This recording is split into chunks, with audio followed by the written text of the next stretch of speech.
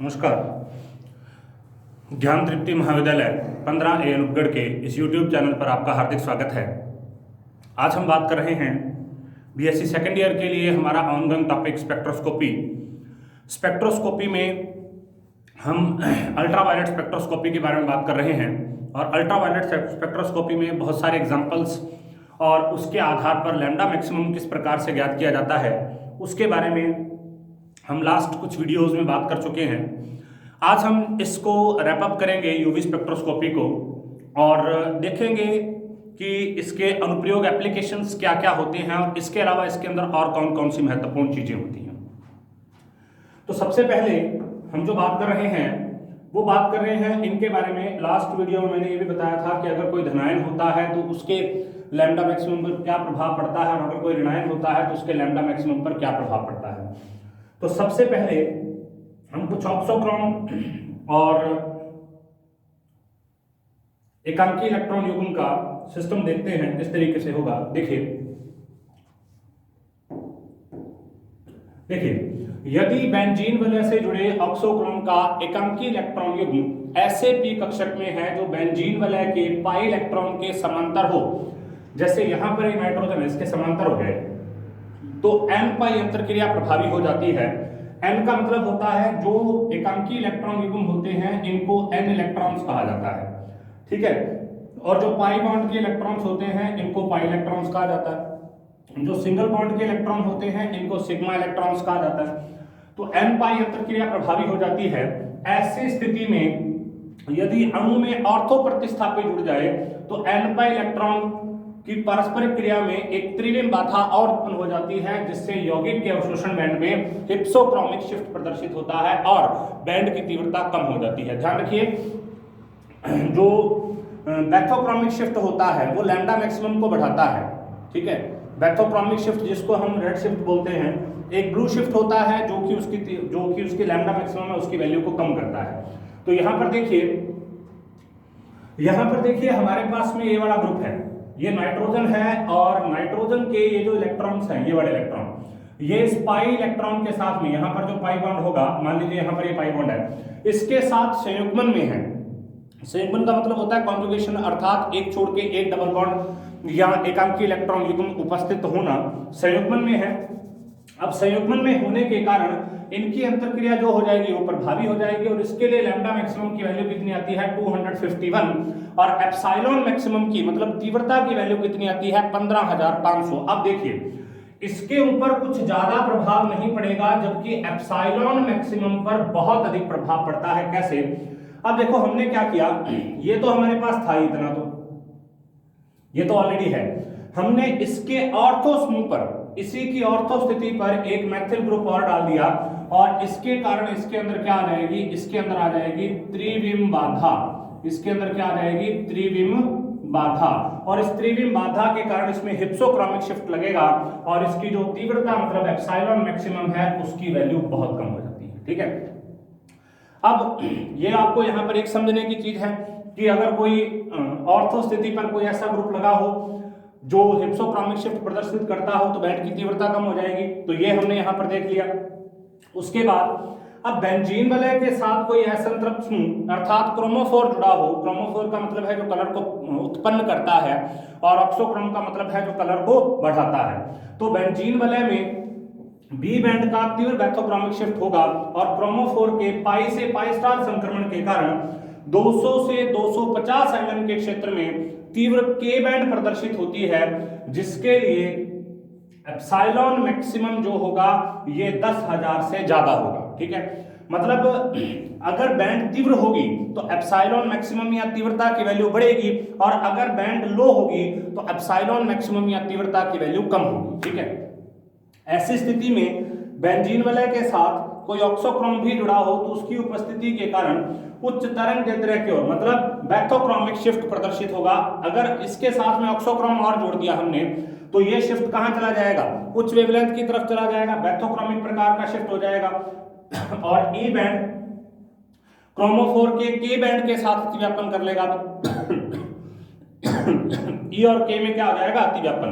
और यौगिक की संरचना ज्ञात करने में कुछ दुविधा उत्पन्न हो जाती है। मतलब अगर हमने इसके साथ कोई ऐसा समूह और जोड़ दिया जो कि ऑक्सोक्रॉमिक समूह है, तो ई और के आपस में क्या हो जाएंगे, अतिव्यापित, ओवरलैपिंग हो जाएंगे। अब ओवरलैपिंग होने से उसकी जो संरचना है उसको हम सही तरीके से ज्ञात नहीं कर सकते। कभी कभी बी बैंड भी के बैंड के नीचे दब जाती है। तो आगे हम कुछ एग्जांपल कर रहे हैं जिसके आधार पर हम यहाँ पर इसको सिद्ध करेंगे कि ऐसा कैसे होता है। देखिए,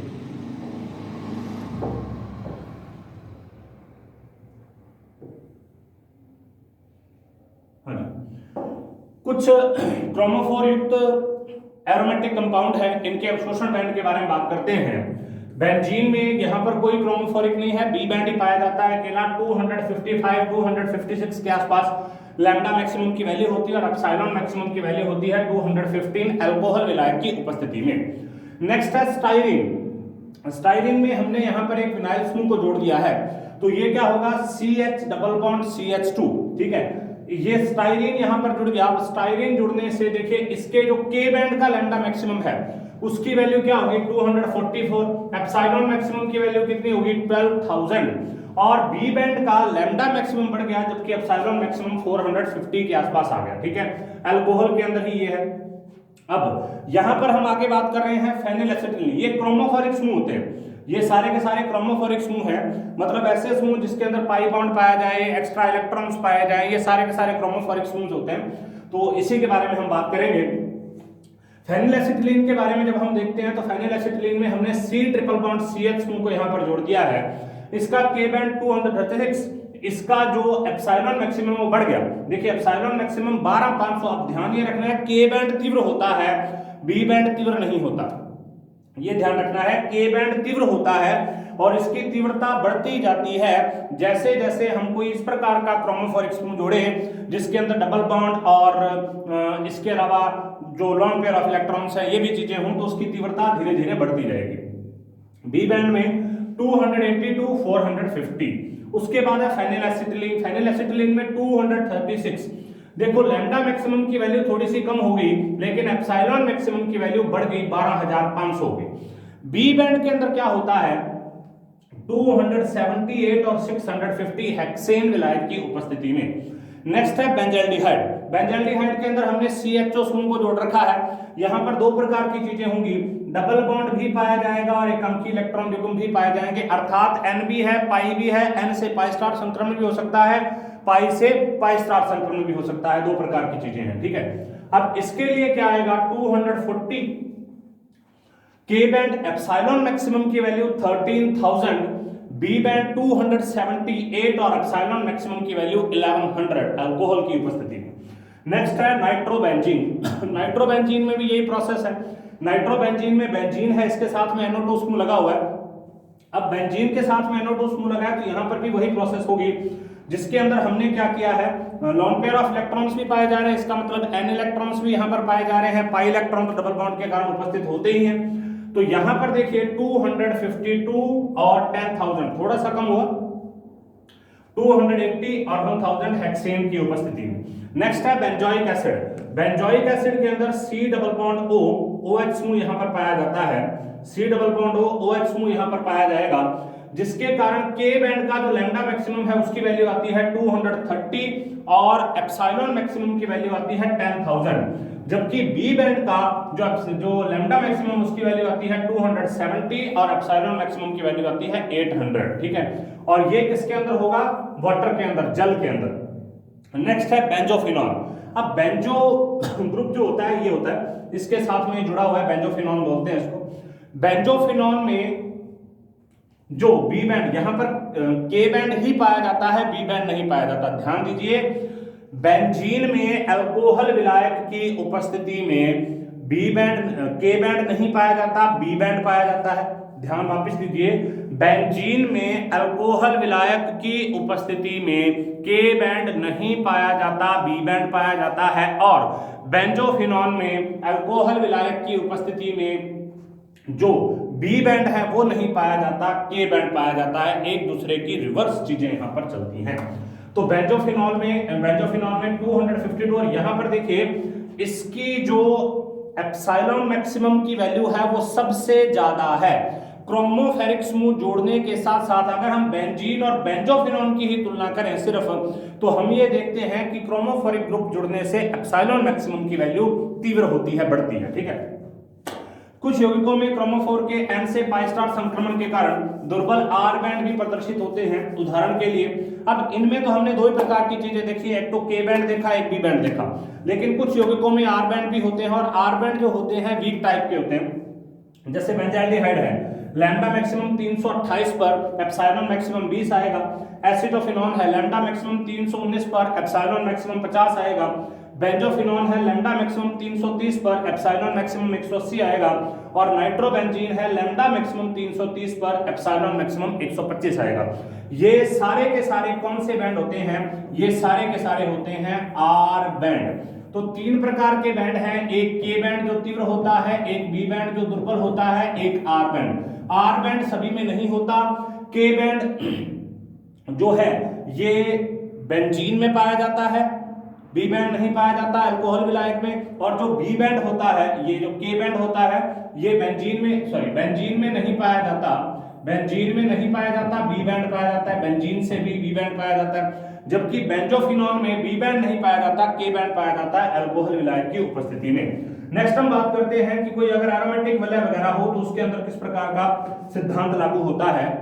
देखिए, यदि हमारे पास कोई एरोमेटिक रिंग है और उस रिंग में क्रोमोफोर और एक्सोक्रोम दोनों प्रकार के समूह हों, तो बैक्टोक्रोमिक शिफ्ट में दोनों समूह ही अपना योगदान देते हैं। यह योगदान पैरा समवयियों में सबसे अधिक होता है। मतलब शिफ्ट कौन सा होगा? शिफ्ट तो यहां पर भी बैक्टोक्रोमिक होगा, मतलब लैम्डा मैक्सिमम की वैल्यू बढ़ेगी, लेकिन पैरा समवयी में सबसे ज्यादा बढ़ेगी, क्योंकि उस स्थिति में ध्रुवीय अनुनादी संरचनाएं बनती हैं। उदाहरण के लिए पैरानाइट्रोफिनॉल और पैरानाइट्रोएनिलीन में जो हम आगे देखेंगे इस प्रकार की ध्रुवीय संरचनाएं बनती हैं। यहां पर दे रखा है, इसको देखिए किस तरीके से,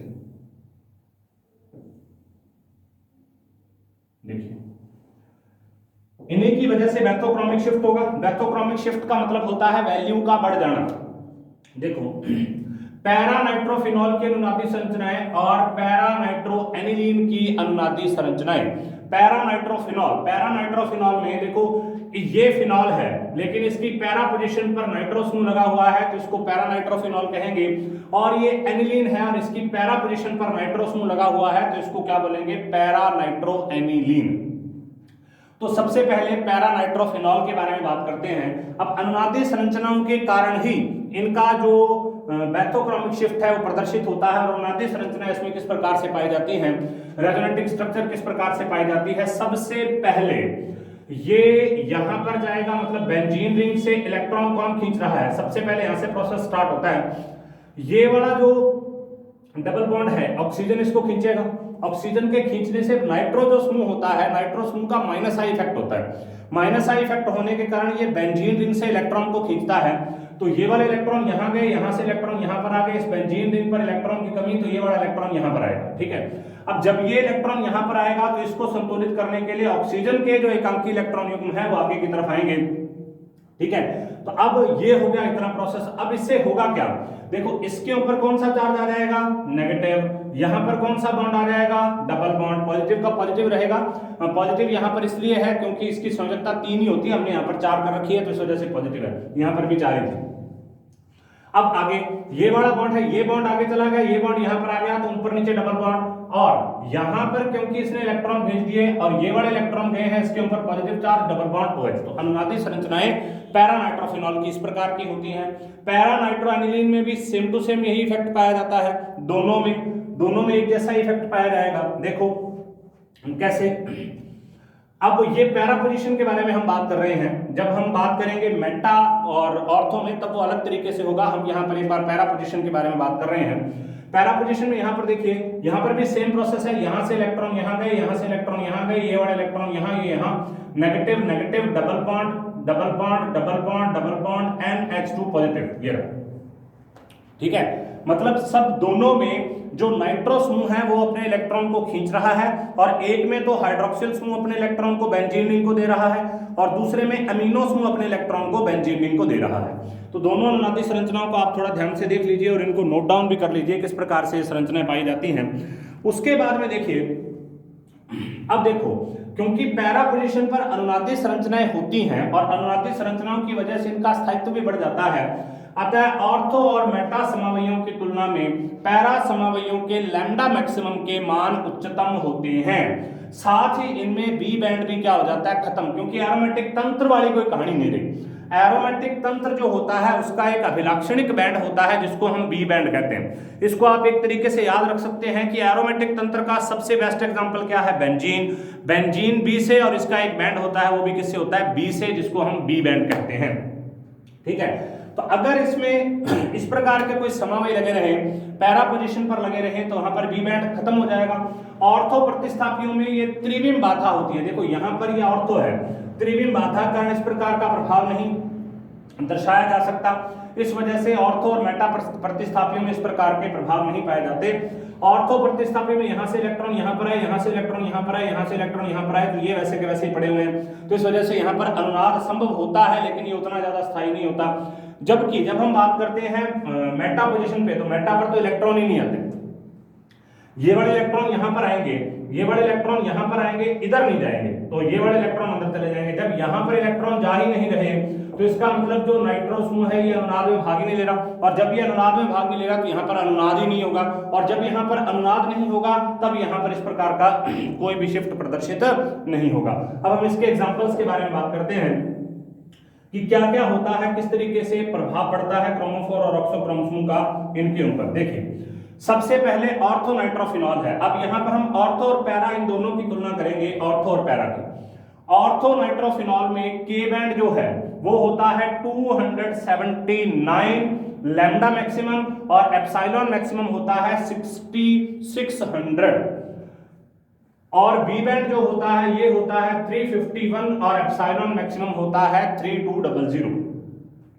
मेटा पर ऐसा कोई प्रभाव नहीं पड़ता। मेटा पर दोनों लगभग उसी पोजीशन पर आते हैं जिस पर नॉर्मली फिनॉल के होने चाहिए, जो कि 274, 6333 और 1960 होता है।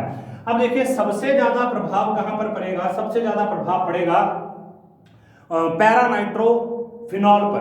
पैरानाइट्रोफिनॉल में के बैंड की वैल्यू तो बढ़ जाती है। के बैंड के लिए देखो लैम्डा, यहां पर कौन सा शिफ्ट प्रदर्शित होगा, यहां पर प्रदर्शित होगा बैक्थोक्रोमिक। यहां पर कौन सा शिफ्ट प्रदर्शित होगा, बैक्थोक्रोमिक, जिसको क्या बोलते हैं, रेड शिफ्ट। रेड शिफ्ट यहां पर प्रदर्शित होगा। कैसे, देखो ऑर्थो नाइट्रोफिनॉल की 279 थी, इसकी 318 है, तो इसका मतलब लगभग 38 nm का फर्क हो गया लैम्डा मैक्सिमम में। उसके अलावा के बैंड का एप्सिलॉन मैक्सिमम क्या था, 6600, जबकि यहां पर 10000 है, और 10000 होने के कारण एप्सिलॉन मैक्सिमम की वैल्यू बढ़ गई। और दूसरी बात जो हमने वहां पर की थी कि बी बैंड यहां पर सबमर्ज्ड हो जाएगा, खत्म हो जाएगा, तो यहां पर बी बैंड क्या हो गया, खत्म हो गया। उसके बाद में ऑर्थो नाइट्रोएनिलीन, देखो ऑर्थो नाइट्रोएनिलीन पर कोई इतना खास प्रभाव नहीं पड़ रहा। यहां और यहां इन दोनों की हम तुलना कर रहे हैं, इसी प्रकार से ऑर्थो और पैरा की हम तुलना करेंगे। ऑर्थो नाइट्रोएनिलीन पर कोई खास प्रभाव नहीं पड़ रहा। देखो 283, 5400, 412 और 4500। अब नेक्स्ट देखो अगला, जब हम बात करेंगे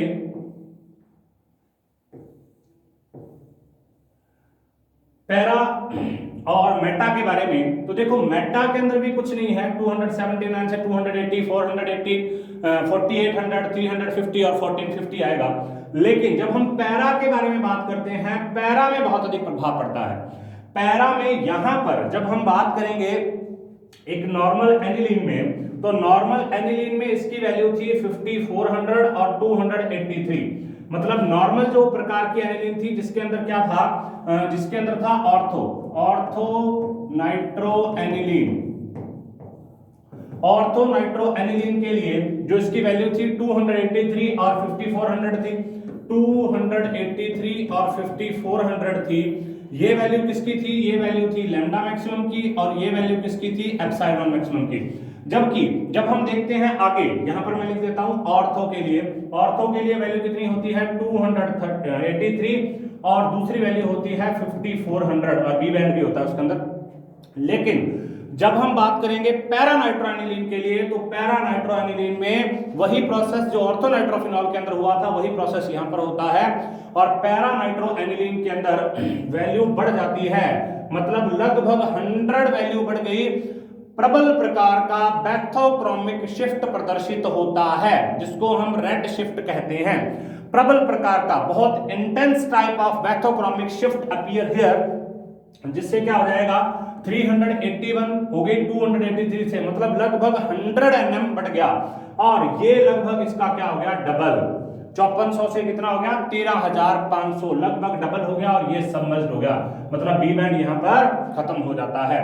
तो यहां पर ये देखना है कि एरोमेटिक तंत्र में अगर कोई ऑक्सोक्रोम समूह पाए जाते हैं जिनमें अनुनाद हो सकता है, जैसे नाइट्रो समूह हो गया, और उसके अलावा जैसे फिनॉल के साथ में नाइट्रो जोड़ दिया और एनिलीन के साथ में नाइट्रो जोड़ दिया, तो उनमें बैथोक्रोमिक शिफ्ट होगा। लेकिन होगा कहां, जहां पर अनुनाद सबसे ज्यादा पाया जाता है। अनुनाद की संभावनाएं या तो ऑर्थो स्थिति पर होती हैं, पैरा स्थिति पर होती हैं, मेटा स्थिति पर, क्योंकि इलेक्ट्रॉन ही मूव नहीं करता तो वहां पर अनुनाद की कोई संभावना नहीं पाई जाती। इसी वजह से इनके जो लैम्डा मैक्सिमम और एप्सिलॉन मैक्सिमम है उनकी वैल्यू भी क्या हो जाती है ज्यादा। नेक्स्ट देखिए, नेक्स्ट देखिए यूवी स्पेक्ट्रोस्कोपी के कुछ अनुप्रयोग के बारे में हम बात करते हैं, यूवी स्पेक्ट्रोस्कोपी के एप्लीकेशंस के बारे में बात करते हैं। अभी तक हमने यूवी स्पेक्ट्रोस्कोपी को कंप्लीट किया, काफी सारा पार्ट उसका कंप्लीट किया, जिसके अंदर हमने यूवी सबसे पहले ये देखा कि स्पेक्ट्रोस्कोपी क्या होती है, उससे पहले हमने देखा कि स्पेक्ट्रम क्या होते हैं, स्पेक्ट्रम के बाद में हमने देखा कि स्पेक्ट्रोस्कोपी क्या होती है, स्पेक्ट्रोस्कोपी के प्रकार कौन कौन से हैं। उन स्पेक्ट्रोस्कोपी में हमने अवशोषण स्पेक्ट्रोस्कोपी को चुना और उसके अंदर 3 प्रकारों के बारे में हम बात कर रहे थे। एक यूवी स्पेक्ट्रोस्कोपी होती है, एक आईआर स्पेक्ट्रोस्कोपी होती है और एक एनएमआर स्पेक्ट्रोस्कोपी होती है। सबसे पहले हमने यूवी स्पेक्ट्रोस्कोपी के बारे में बात की और वहां पर हमने देखा कि डबल बॉन्डेड या जिनके पास एकमकी इलेक्ट्रॉन युग्म वगैरह पाए जाते हैं वो इस यूवी स्पेक्ट्रोस्कोपी के अंदर योगदान देते हैं।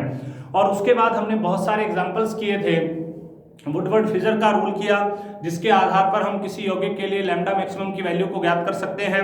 अलग अलग प्रकार के कंपाउंड्स के लिए हमने बात की, ईन के लिए बात की, डाइईन के लिए बात की, इनॉन के लिए बात की, कार्बोक्सिलिक के लिए बात की, एरोमेटिक कंपाउंड्स के लिए बात की, और लास्ट आज हम पहुंचे हैं एरोमेटिक कंपाउंड के साथ में भी अगर कोई ऑक्सोक्रोम, क्रोमोफोर वगैरह कोई ऐसा ग्रुप जुड़ा रहता है तो वो किस प्रकार से इसको प्रदर्शित करेगा।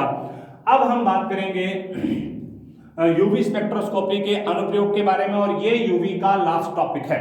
इसके बाद में हम एक नेक्स्ट यूनिट स्टार्ट करेंगे, वो भी इसी से देखते हैं, या तो इसकी कोई नेक्स्ट यूनिट स्टार्ट करते हैं या हम फिजिकल की या इनऑर्गेनिक की कोई नेक्स्ट यूनिट हम स्टार्ट करेंगे। तो सबसे पहले हमने ये देखा है कि हम यूवी स्पेक्ट्रोस्कोपी द्वारा क्रियात्मक समूह या क्रोमोफोर को ज्ञात कर सकते हैं, क्योंकि अलग अलग क्रियात्मक समूह होने पर अलग अलग प्रकार के लैम्डा मैक्सिमम की वैल्यू आएगी और अलग अलग प्रकार के क्रोमोफोर होने पर भी अलग अलग प्रकार के लैम्डा मैक्सिमम की वैल्यू आएगी। तो सबसे पहले क्रियात्मक समूह या क्रोमोफोर को ज्ञात कर सकते हैं। यौगिक के यूवी स्पेक्ट्रम में अवशोषण बैंड की प्रकृति और उपस्थिति से किसी क्रोमोफोर विशेष की उपस्थिति अथवा अनुपस्थिति का ज्ञान हो जाता है। उदाहरण के लिए यदि किसी हाइड्रोकार्बन में 165 से 170 nm पर कोई अवशोषण बैंड आता है, ये देखो, अब अगर किसी में फिक्स है कि 165 से 170 पर कोई अवशोषण बैंड आ रहा है तो उस यौगिक में एल्केनिक डबल बॉन्ड उपस्थित होगा, और यदि कोई ऑक्सीजन युक्त कार्बनिक यौगिक है, मतलब उसमें ऑक्सीजन होना चाहिए और वो 270 से 300 nm पर अवशोषण दर्शाता है, तो उसमें कार्बोनिल समूह उपस्थित होता है। लेकिन यदि किसी यौगिक के यूवी स्पेक्ट्रम में 200 nm से ऊपर कोई अवशोषण बैंड प्रदर्शित नहीं होती, तो इससे निष्कर्ष निकलता है कि यौगिक में संयुग्मन, CO समूह अथवा बेंजीन वलय विद्यमान नहीं है। तो हम इसके आधार पर भी ये देख सकते हैं कि यौगिक संतृप्त है, असंतृप्त है, किस प्रकार का है, इसी के आधार पर, और उसके अलावा उसमें किस प्रकार का डबल बॉन्डेड कोई क्रियात्मक समूह उपस्थित होगा या नहीं होगा, बेंजीन रिंग उसके अंदर होगी या नहीं होगी, कार्बोनिल समूह उसके अंदर होगा या नहीं होगा, उसको भी हम इसके आधार पर बात कर सकते हैं। नेक्स्ट हमने आपको ध्यान होगा जब हम लैम्डा मैक्सिमम की वैल्यू कर रहे थे वहां पर हम संयुग्मन के विस्तार के द्विबंध के लिए कुछ ऐड करते हैं, तो वो भी हमें यहां से पता चलता है। ठीक है, किसी पॉलीन में, पॉलीन का मतलब होता है जिसमें डबल बॉन्ड एक से ज्यादा पाए जाते हैं, उसको पॉलीन बोलते हैं। जैसे 2 डबल बॉन्ड पाए जाते हैं उसको डाइईन बोल देंगे, 3 डबल बॉन्ड पाए जाएंगे उसको ट्राइईन बोल देंगे, 4 डबल बॉन्ड पाए जाएंगे उसको टेट्राईन बोल देंगे, और इसी प्रकार से अगर एक से ज्यादा भी किसी में पाए जाते हैं तो उसको हम पॉलीन कह देते हैं। अब कोई पॉलीन है तो उसमें कितने डबल बॉन्ड पाए जाएंगे, कितना संयुग्मन का विस्तार होगा, उसके बारे में हम यहाँ पर बात करते हैं। तो किसी पॉलीन एग्जांपल है RCH डबल बॉन्ड CHNR में n का मान जितना ज्यादा होगा उसके अवशोषण की तरंगदैर्ध्य के मान में उतनी ही वृद्धि होती जाएगी। अतः लैम्डा मैक्सिमम के मान को देखकर ज्ञात किया जा सकता है कि पॉलीन में संयुग्मित द्विबंधों का विस्तार कितना होता है। n का मान 8 से अधिक होने पर, मतलब इसका जो पॉलीन में जो डबल बॉन्ड है इसका मान 8 से अधिक होने पर यौगिक का जो अवशोषण होगा वो 400 mm से ज्यादा वेवलेंथ वाले दृश्य प्रकाश में होने लगता है और इस प्रकार के यौगिक हमें रंगीन दिखाई देते हैं। मतलब जिनके अंदर n की वैल्यू 8 से ज्यादा होगी वो पॉलीन हमें रंगीन ही दिखाई देंगे। उदाहरण के लिए गाजर में पाया जाने वाला पॉलीन कैरोटीन, कैरोटीन एक पॉलीन है जिसमें कि 8 से ज्यादा डबल बॉन्ड पाए जाते हैं, में 11 संयुग्मित द्विबंध होते हैं। संयुग्मित का मतलब होता है double bond single bond double bond single bond, इस तरीके से संयुग्मन होगा। 11 संयुग्मित डबल बॉन्ड होंगे, इस वजह से गाजर नारंगी लाल रंग की दिखाई देती है। दूसरा, संयुग्मित और असंयुग्मित यौगिकों में भेद। संयुग्मन के यौगिकों के यूवी स्पेक्ट्रम में, अब देखो यहां से हमको ये भी पता चल सकता है कि कोई कॉन्जुगेशन में है या नहीं है, कोई कॉन्जुगेशन में है या नहीं है। देखो ऐसा भी हो सकता है एक डबल बॉन्ड यहां पर हो, फिर सिंगल बॉन्ड हो, फिर सिंगल बॉन्ड हो, फिर सिंगल बॉन्ड हो, फिर डबल बॉन्ड हो। ऐसा भी हो सकता है डबल बॉन्ड हो, सिंगल बॉन्ड हो, डबल बॉन्ड हो, सिंगल बॉन्ड हो, डबल बॉन्ड हो। तो ये तो क्या कहलाता है, ये कहलाता है संयुग्मन, और ये क्या, ये असंयुग्मन होता है, असंयुग्मन। Non conjugation, conjugation. अब कॉन्जुगेशन अगर किसी के अंदर पाया जाता है तो उसके लैम्डा मैक्सिमम की वैल्यू में बढ़ोतरी हो जाती है, जिससे हम उनमें भेद कर सकते हैं। उदाहरण के लिए 1,4 पेंटाडाइन में कॉन्जुगेशन है। देखो यहां पर ये कॉन्जुगेशन नहीं है, देखो double bond single bond single bond double bond, एक असंयुग्मित डाइन है और इसका अवशोषण क्या होगा 176। लेकिन अगर हम इसी को ही हम ऐसे लिख दें, इस डबल बॉन्ड को बीच में लगा के और आगे भेज दें तो क्या बन जाएगा CH2 double bond CH single bond CH double bond CH CH3। एक संयुग्मित डाइन होने के कारण लैम्डा मैक्सिमम की वैल्यू कितनी होगी 211 से 215 mm। नेक्स्ट है अब यूवी स्पेक्ट्रम की, जो हम यौगिक जिसके बारे में हम स्टडी कर रहे हैं उसका हम यूवी स्पेक्ट्रम निकालेंगे। उसके यूवी स्पेक्ट्रम को पहले से ज्ञात किसी यूवी स्पेक्ट्रम के साथ में हम मिलाकर उस अज्ञात यौगिक की पहचान भी कर सकते हैं। उसके अलावा बहुल केंद्र, ऐसे यौगिक जिनके अंदर एक से ज्यादा न्यूक्लियस पाए जाते हैं, एक से ज्यादा केंद्र पाए जाते हैं, उनकी पहचान भी इसके आधार पर की जा सकती है। कैसे? बेंजीन तथा बहुल केंद्रिक हाइड्रोकार्बन यूवी स्पेक्ट्रम में, अब जिनके अंदर अगर तो बेंजीन होगी या एक से ज्यादा केंद्र पाए जाएंगे, वो क्या करेंगे, उच्च तरंगदैर्ध्य पर, हाई वेवलेंथ पर क्या करेंगे, अभिलाक्षणिक अवशोषण दर्शाते हैं, जिससे इन यौगिकों का आसानी से परीक्षण हो जाता है।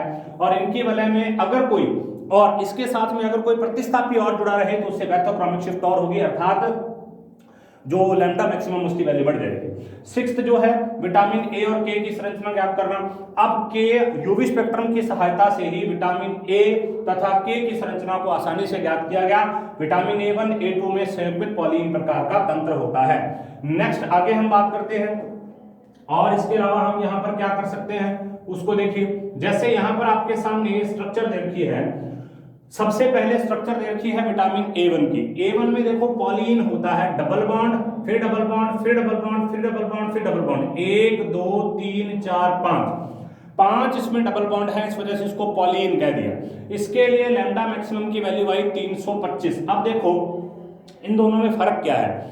अगर आप विटामिन A1 और विटामिन A2 में देखेंगे तो इन दोनों में केवल डबल बॉन्ड की संख्या का फर्क है, इसके अलावा कुछ नहीं है। और इसी के कारण ही इसके लिए लैम्डा मैक्सिमम की वैल्यू 325 आती है और इसकी लैम्डा मैक्सिमम की वैल्यू उससे बढ़ जाती है, केवल डबल बॉन्ड की उपस्थिति के कारण ही। देखिए कैसे, double bond single bond double bond single bond double bond single bond double bond, देखो 1 2 3 4 5 6, और यहाँ पर 1 2 3 4 5, यहाँ पर 5 डबल बॉन्ड पाए जा रहे हैं और यहाँ पर 6 डबल बॉन्ड पाए जा रहे हैं दोनों विटामिन ए के। और देखो विटामिन ए के अंदर भी 2 विटामिन हैं, इनकी खोज इसी के आधार पर की गई है। अगर इनकी वैल्यू एक जैसी आ जाती तो हमको पता ही नहीं चलता कि विटामिन ए एक ही प्रकार का होता है कि 2 प्रकार का होता है। ये 2 प्रकार का है, एक होता है विटामिन A1 जिसके अंदर 5 डबल बॉन्ड होते हैं, एक पॉलीन प्रकार का संयुग्मित तंत्र है। एक होता है विटामिन A2 जिसके अंदर 6 डबल बॉन्ड होते हैं और ये भी पॉलीन प्रकार का संयुग्मित तंत्र है। लैम्डा मैक्सिमम की वैल्यू इसके लिए 325, इसके अंदर इसके लिए 351। चूंकि विटामिन A2 संयुग्मित तंत्र में एक अतिरिक्त द्विबंध है, अभी देखिए वही हमने चीज बताई है, A2 में एक एक्स्ट्रा डबल बॉन्ड होता है, इसके लैम्डा मैक्सिमम की मान बढ़ जाती है।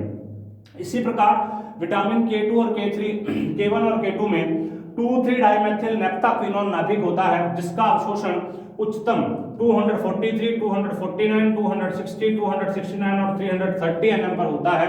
अतः इसके अवशोषण बैंड से हम ये ज्ञात कर सकते हैं कि ये K1 है और ये K2 है, ठीक है। उसके बाद एक चलाव्यवस्था होती है। चलाव्यवस्था का मतलब होता है एक से दूसरे रूप के अंदर बदलते रहना। चलाव्यवस्था का मतलब होता है एक से दूसरे रूप के अंदर बदलते रहना, उसको चलाव्यवस्था टोटमिज्म बोलते हैं। देखिए, यदि कोई यौगिक चलाव्यवस्था प्रदर्शित करता है तो उसका कौन सा रूप ज्यादा पाया जाएगा, उसको भी हम इसके आधार पर प्रदर्शित कर सकते हैं। किस रूप में अधिक रहता है, इसकी जानकारी यूवी स्पेक्ट्रोस्कोपी से आसानी से निकाली जा सकती है।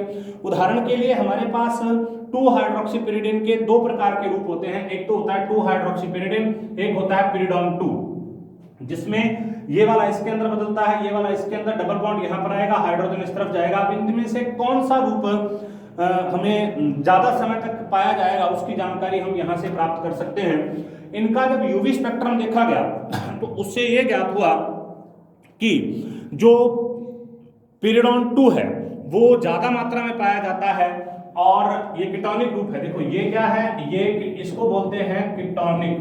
जो चलाव्यवस्था होती है उसका एक और नाम होता है, उसको बोलते हैं कीटो इनॉल चलाव्यवस्था।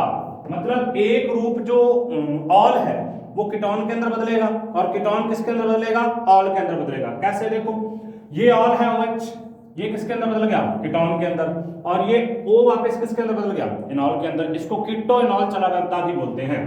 अब कौन सा रूप ज्यादा समय तक स्थायी रहेगा, कौन सा रूप ज्यादा पाया जाता है, इसका हम पता किसके आधार पर कर सकते हैं, इसका हम पता कर सकते हैं यूवी स्पेक्ट्रम के आधार पर। दोनों रूप तो होते हैं इसके, लेकिन कौन सा ज्यादा होगा, तो जब इसका यूवी स्पेक्ट्रम ज्ञात किया गया तब ये पता चला कि यौगिक का समय जो है वो इस तरफ ज्यादा जाता है, अर्थात पिरिडोन 2 ज्यादा मात्रा में पाया जाता है।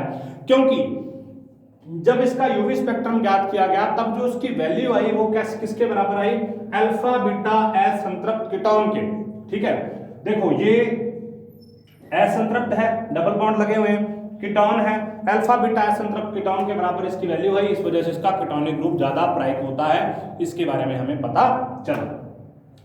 लास्ट इसका जो हम बात कर रहे हैं इसके अनुप्रयोग की, 8वां अनुप्रयोग वो क्या है, ज्यामितीय समवायी का निर्धारण, कॉन्फ़िगरेशन ऑफ ज्योमेट्रिकल आइसोटोप। मतलब हमारे पास जो ज्यामितीय समवायी होते हैं वो दो प्रकार के होते हैं, एक होते हैं ट्रांस और दूसरे होते हैं सिस।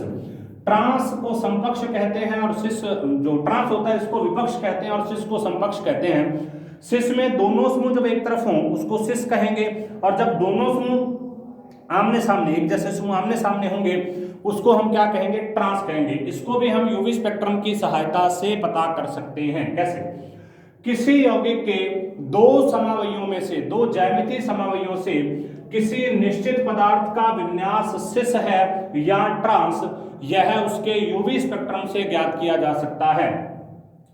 सिस समवायी में त्रिविम बाधा से अणु की समतलता नष्ट हो जाती है, मतलब अणु समतल नहीं रह पाता, जिससे उसके इलेक्ट्रॉनिक संक्रमण के लिए ज्यादा ऊर्जा की आवश्यकता पड़ती है, और यूवी स्पेक्ट्रम कम तरंग दैर्ध्य पर उच्चतम अवशोषण प्रदर्शित करता है। जहां पर ऊर्जा ज्यादा होगी वहां पर वेवलेंथ की वैल्यू अपने आप क्या हो जाएगी, कम हो जाएगी। इसके विपरीत अगर हम ट्रांस के बारे में बात करें तो इनको कम ऊर्जा की आवश्यकता होती है, क्योंकि यहाँ पर कोई समतुल्यता वगैरह नष्ट नहीं होती, एक जैसे समूह एक दूसरे के आमने सामने, और वैसे भी जो ट्रांस रूप होता है थोड़ा सा ज्यादा स्थायी होता है, तो उच्च वेवलेंथ पर दर्शाते हैं जिससे इनकी एनर्जी कम होगी।